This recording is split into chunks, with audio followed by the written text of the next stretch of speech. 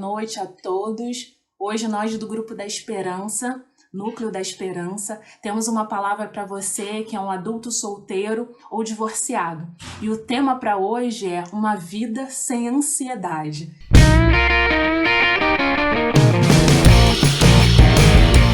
Esse tema é bastante propício para os dias atuais, tendo em vista que estamos dentro dos nossos lares, aproveitando uma série de momentos com a nossa família, podemos aprender um pouco sobre a palavra de Deus, podendo ler, estudar, aplicar todo o conhecimento adquirido, mas ao mesmo tempo que podemos tirar tantas coisas positivas para ser feito nesse momento, algumas pessoas, ou por que não dizer talvez você que está me ouvindo nessa hora, pode estar também sofrendo de um mal que acomete o século, que é a ansiedade. A ansiedade por si só, ela é importante para nós porque ela nos dá, o nosso organismo nos permite que a gente fique favorável a desenvolver determinados projetos, assuntos, então ela é de extrema importância para a nossa vida. Contudo, quando há essa preocupação, essa ansiedade, isso se torna mais persistente,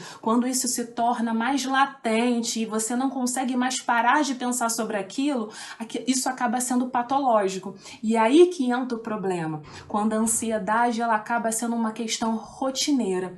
Então, eu tenho um texto bíblico que ele reflete exatamente o que talvez você está pensando hoje e eu quero compartilhar com você.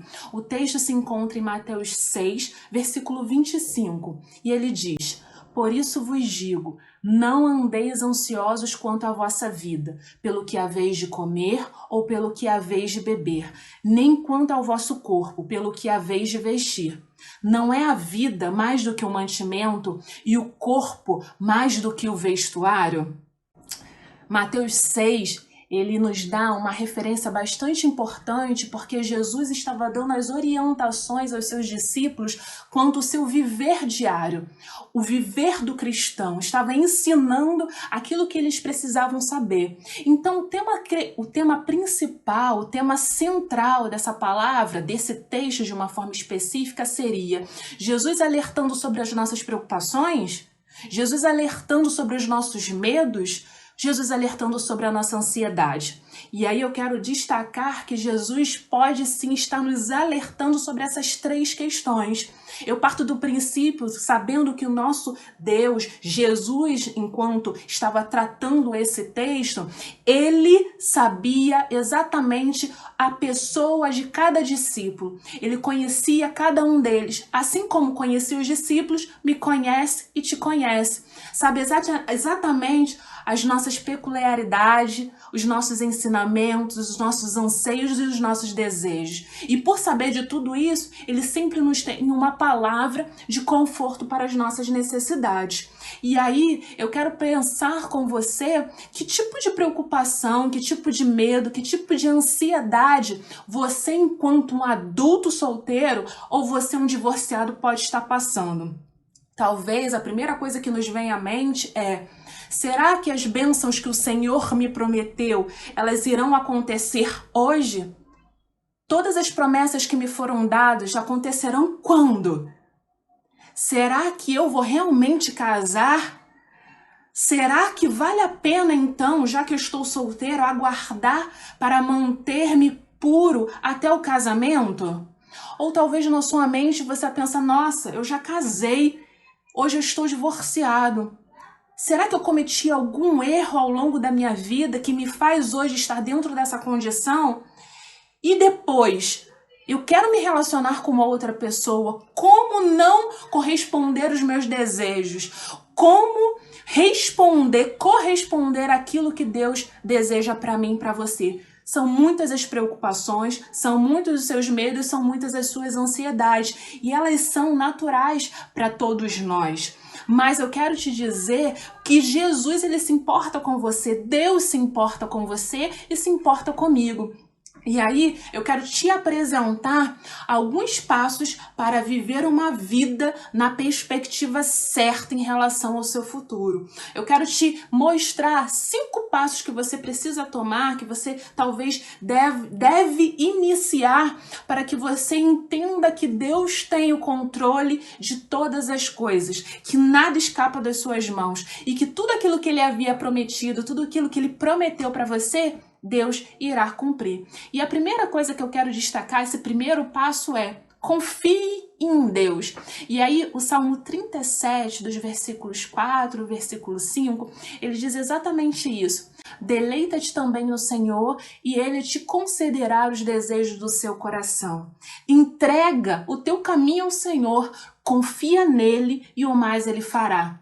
2 versículos lindos, 2 versículos que nos preenchem a alma, que nos falam tanto, mas muitas vezes nós somente falamos. A questão do deleitar é de total regozijo, contentamento.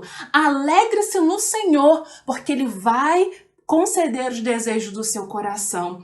Entrega o teu caminho ao Senhor. E quando a gente fala de entregar o nosso caminho, eu fiquei pensando de transferir todas as nossas preocupações para Deus, porque a gente precisa entender que a providência divina ela vai ocorrer no tempo certo e na hora certa.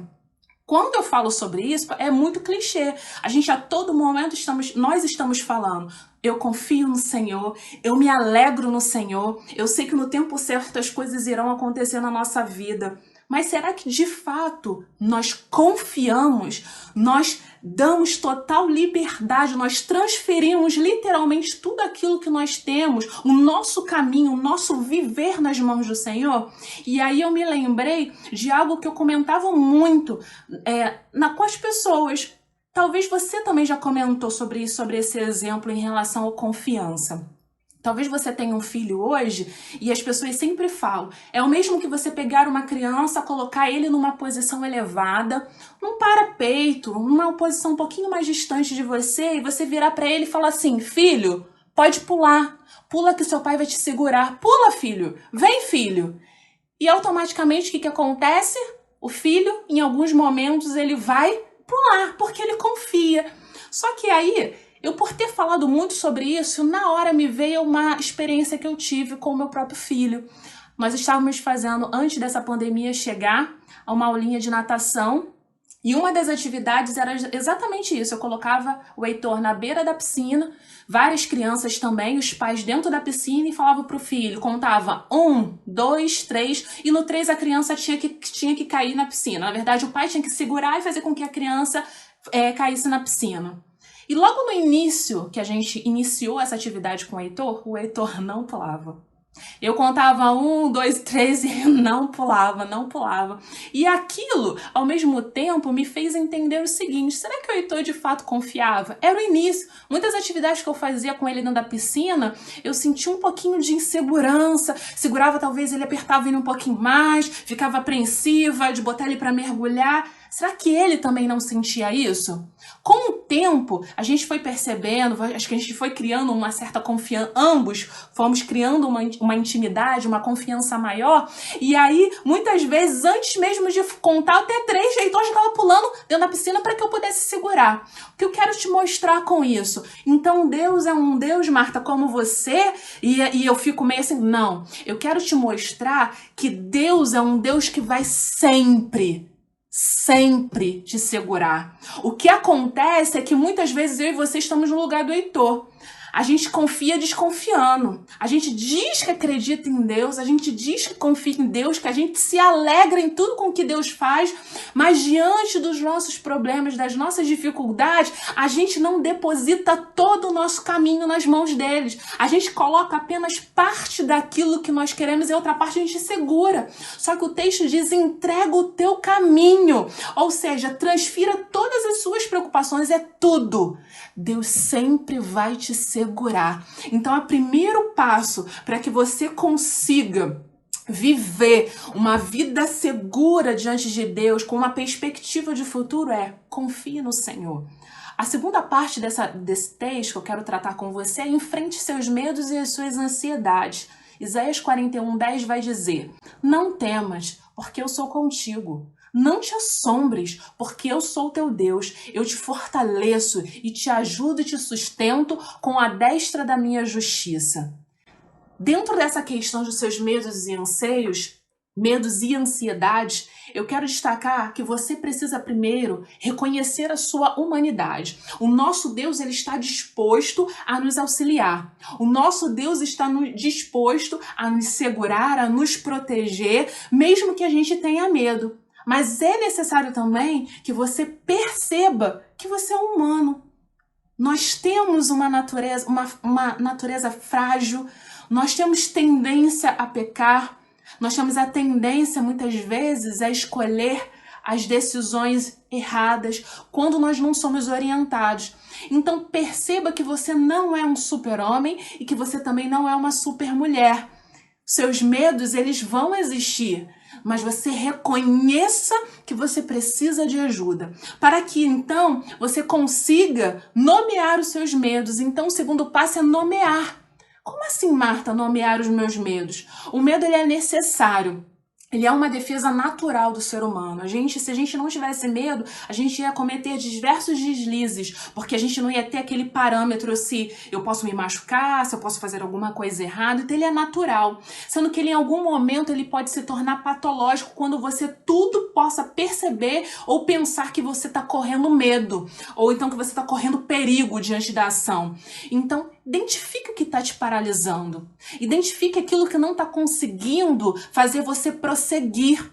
E aí eu tô te dizendo para você nomear o que você, melhor do que eu, sabe exatamente o que te paralisa. E você pode nomear ele. É o pecado da fofoca? É o pecado da prostituição? É o pecado da lascívia? É o pecado da fofoca? Eu não sei. Mas você sabe exatamente que nome o seu pecado tem, o que nome o seu medo tem. Identifique para que você consiga observar, enxergar, reprimir e retirar da sua vida. Um outro passo é enfrentar o medo que você tem. Toma uma atitude. Eu sei exatamente quem eu sou, eu reconheço a minha humanidade, eu reconheço quais são os meus medos e eu preciso agora enfrentar os meus medos. Então, baseado nisso, lembre-se de Isaías 41:10, quando diz que Deus é aquele que nos abraça, que nos sustenta com a destra da sua justiça. E o terceiro passo que eu quero te mostrar nesse momento é: mantenha as coisas na perspectiva correta. Como assim, Marta, manter as coisas na perspectiva correta? Eu quero te dar um exemplo de Davi e Golias. Você possivelmente já ouviu falar sobre essa história, né? Sobre um menino pequeno, franzino, que acaba matando um gigante. O que fez, o fator determinante para que Davi fosse abençoado, saísse vitorioso daquela situação, foi ele entender que sozinho ele não conseguiria. Ele sabia que o Senhor dos Exércitos precisava estar com ele para que ele pudesse vencer o tal gigante. E é assim comigo, com você. A partir do momento que eu enxergo que o meu medo, o meu problema, a minha ansiedade, ela existe, ela é real, eu preciso confrontá-la com quem de fato pode surpreender a mim e resolver o meu problema, que é somente o nosso Deus. Coloque as coisas na perspectiva correta. Você sozinho não consegue vencer, mas com Deus, com certeza você consegue vencer e vencer. A quarta questão para que você tenha uma vida com futuro, a perspectiva correta é: compartilhe seus medos com uma pessoa de confiança. Gálatas 6:2 vai dizer: levai as cargas um dos outros e assim cumprireis a lei de Cristo. Há uma necessidade, há uma importância de nós depositarmos sim a nossa confiança em alguém. É bíblico. Levar a carga um do outro, mas aí eu quero te orientar, faça isso com convicção.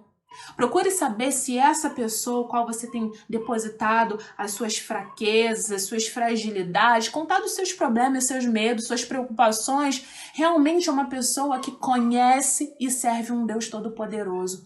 A sua vida, a vida dessa pessoa qual você está compartilhando, ela exala Cristo nas suas atitudes, no seu modo de falar, ela é uma pessoa comprometida com Cristo, porque se assim for, você tem certeza que ela pode compartilhar dos seus problemas e pode te ajudar a reparar qualquer situação. Caso não seja, meu querido, eu te oriento nesse momento a fechar os seus lábios, conversar com o Senhor e não falar mais com ninguém, porque se essa pessoa não pode te ajudar, muito pelo contrário, pode até espalhar acerca do seu problema. Então, se é para falar com alguém, fale alguém de confiança, alguém que você sabe que pode dividir as cargas. Quinto e último passo para que você viva uma vida de excelência, crendo no futuro e na perspectiva de que Deus pode fazer o melhor para a sua vida. Viva-o hoje, viva-o agora. A Bíblia vai nos dizer em Mateus 6,34 que nós não devemos nos inquietar pelo dia de amanhã, porque o dia de amanhã cuidará de si mesmo. Basta a cada dia o seu mal. Viva o hoje. Tem gente deixando de aproveitar e vivenciar as maravilhas do nosso Deus porque está preocupado com lá na frente, com o futuro que ainda não chegou. A minha palavra para você é: vivo agora. É interessante que quando a gente lê esse texto, a gente não vos inquieteis, Jesus falando com o dia de amanhã. É um não. Mas é um não que me ensina e te ensina a crescermos de forma espiritual, para que a gente intensifique a nossa comunhão com Ele. Então, meu amado irmão, a minha palavra para você, finalizando, é: confie em Deus.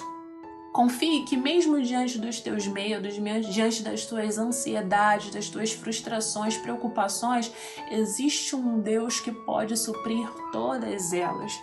Eu quero te incentivar a não desistir do Senhor, mesmo na sua condição atual, mesmo você sendo um adulto solteiro ou um divorciado. Você é importante para o reino. O reino do Senhor precisa de você. E mesmo diante de todas as suas ansiedades e preocupações, deposite ela aos pés da cruz, para que assim o mover de Deus, o sobrenatural, aconteça na sua vida. Que esta palavra venha te alimentar no dia de hoje, para que você entenda que o Senhor se preocupa comigo e se preocupa com você. Uma boa noite.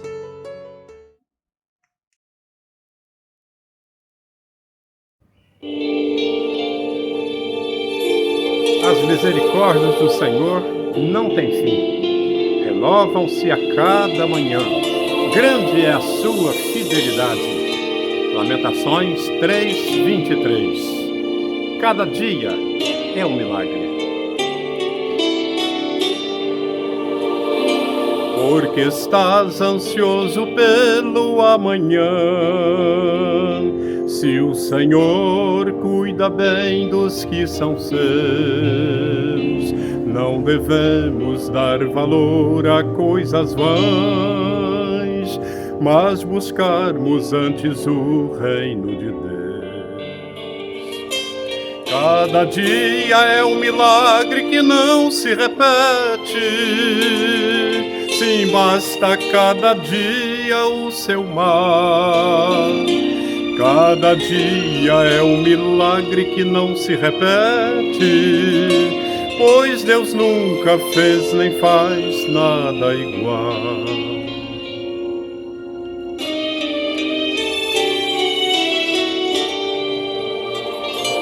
A ansiedade não é coisa de cristão, que ao Senhor entregou o seu viver. Não importa que venha a tribulação, pois seu Deus é grandioso em poder.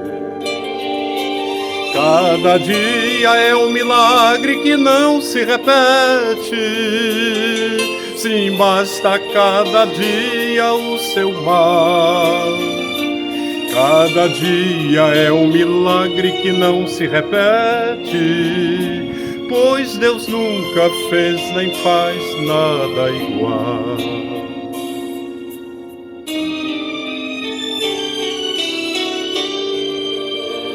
Quem alimenta as aves no espaçoso céu e veste esplendorosamente os belos lírios, cuidará com mais amor dos que são seus, porque tem maior valor por serem filhos. Cada dia é um milagre que não se repete. Sim, basta cada dia o seu mal. Cada dia é um milagre que não se repete, pois Deus nunca fez nem faz nada igual. Cada dia é um milagre que não se repete, pois Deus nunca fez nem faz nada igual.